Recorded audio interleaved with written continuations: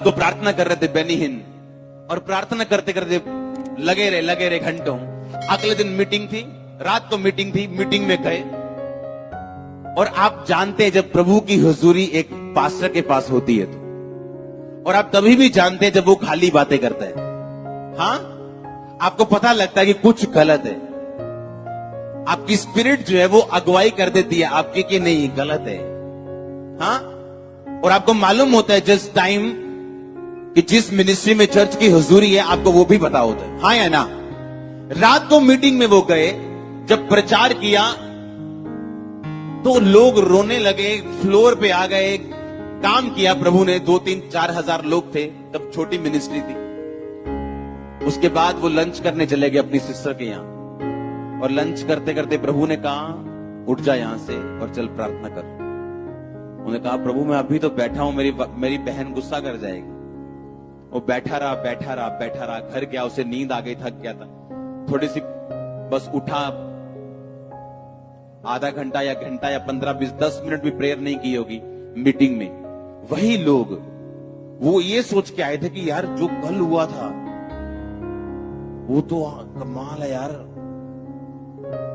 Double लोग थे meeting में, लेकिन आज हुजूरी नहीं थी प्रभु की। बैनी ने कहा मैं रोया, अंदर से चिल्लाया कि प्रभु कहां है तू है ही नहीं यहां पे। और लोग भी सोच रहे थे क्या हो रहा है, ये जो कल था वो आज नहीं। मैंने अपनी टीम को एक बात बोली थी कि आपका पिछला संडे जितना मर्जी सुपर संडे हो जाए, अगले संडे के लिए आपको नई ग्रेस चाहिए।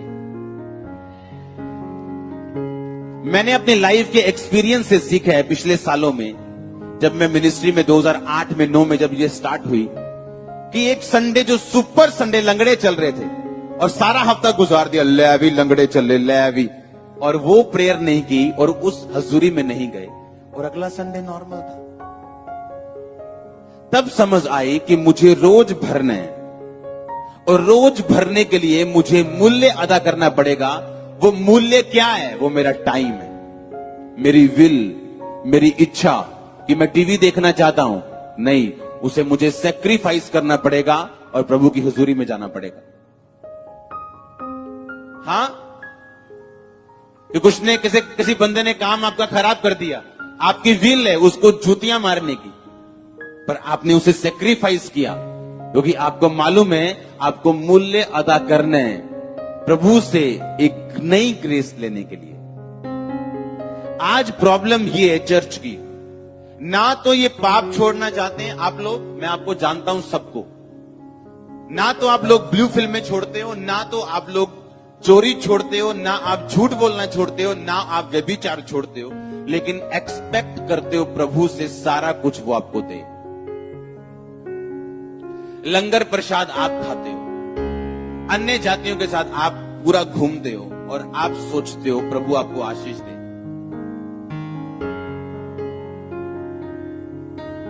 आज जिस पास्टर को दुनिया देखती है, हमें यह नहीं मालूम होता कि उसने क्या मूल्य अदा किया यहां तक पहुंचने के लिए।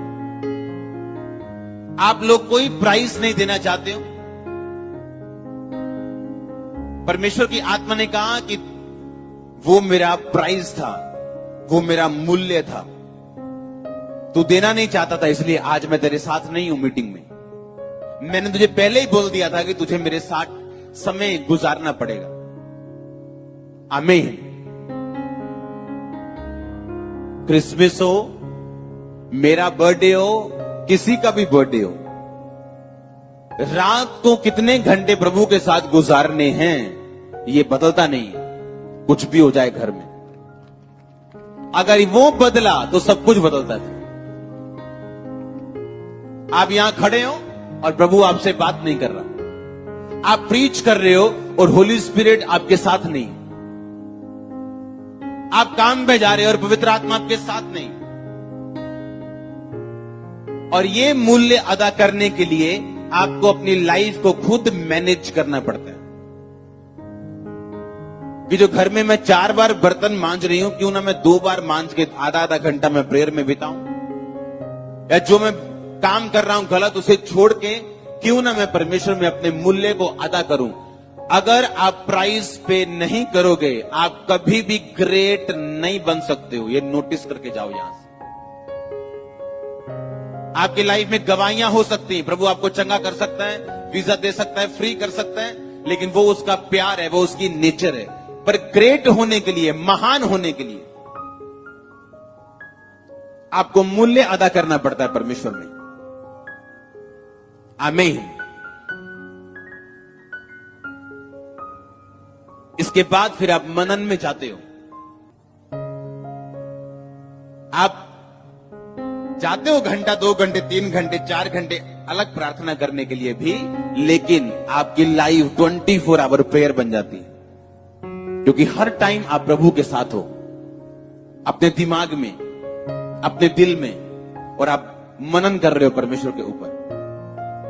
और ये तभी पॉसिबल है अगर हमारा शरीर हमारे बीच में ना हो तो। आमीन। तो ये मुझे डिसाइड करना है कि इंटरनेट पे जो, टीवी पे जो करप्ट प्रोग्राम आ रहे हैं, वो किसी भी तरह के हों, जब वो मेरे माइंड में जाएंगे तो मुझे करप्ट करेंगे और परमेश्वर के मनन से रोकेंगे। हालेलुया। वो कोई भी कॉमेडी हो, वो कोई भी प्रोग्राम हो, वो कुछ भी हो, और जब वो आपको रोकेंगे और आपको अपने शरीर में रखेंगे, और जब आप अपने प्रेयर रूम में जाएंगे, आपको आत्मा में जाने में घंटों लग जाएंगे जो आपके पास नहीं है,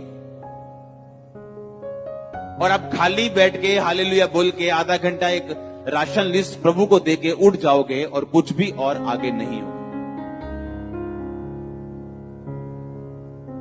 क्रिश्चियनिटी सिर्फ लेना ही नहीं।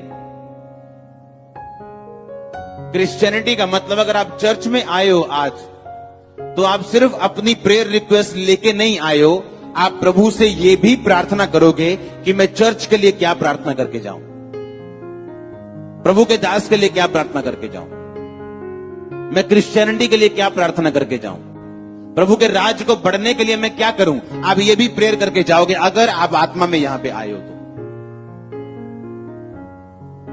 पर प्रॉब्लम क्या है?